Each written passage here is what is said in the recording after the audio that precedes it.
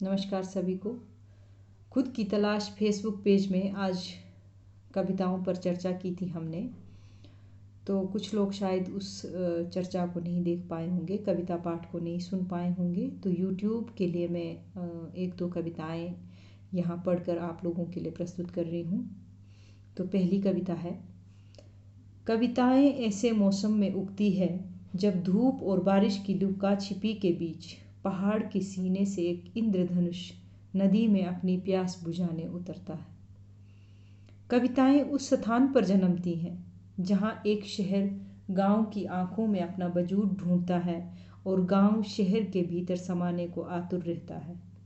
कविताएं ऐसी सुबह अपनी आंखें खोलती हैं जब चांद रात भर तारों को कहानियां सुनाता है और सुबह की आंखों को चूमते हुए विदा होता है। कविताएं उस हृदय से बहती है जो पहाड़ सा शांत है और नदी सी चंचल, जो न स्त्री है न पुरुष। तो एक और कविता,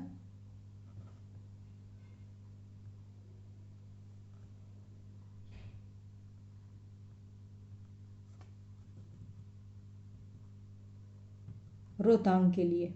मैं तुमसे मिलने आया करूँगी। मैं तुमसे मिलने आया करूँगी, सर्दियों की रसद किल्टे में भरकर तुम्हारे आंगन में अपने पैरों की छाप छोड़ दिया करूँगी।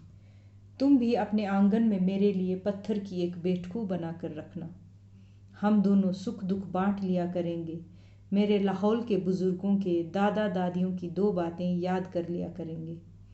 मीठी यादों को छत पे सजा कर रख लेंगे, कड़वी बातों को मिट्टी डालकर दफन कर देंगे। तुम्हारी बड़ी चौड़ी हथेलियों पर मैं अपने भीगे जूते मोजे सुखा लूँगी। दो मुट्ठी पुग और बंग मखाकर मीठी झपकी ले लूँगी।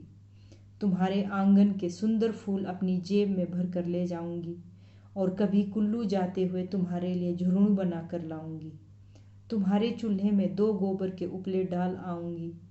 तुम गद्दियों के लिए गरम नरम गोढ़ तैयार रखना। हजारों लोग आएंगे तुमसे मिलने, पर हमारे मिलने की बात कुछ और होगी। साल भर तुम्हारे पैरों के इर्द गिर्द परिक्रमा करूँगी, पर एक बार हाथों में योरा लेकर तुमसे मिलने ज़रूर आऊँगी। तुम्हारी पीठ पर उभरे अपने पुरखों के पद चिन्हों को नमन करने आऊँगी। तुम्हारे सीने में चुभे खंजर के जख्म का दर्द पूछने आऊँगी। मैं तुमसे मिलने आया करूँगी। धन्यवाद।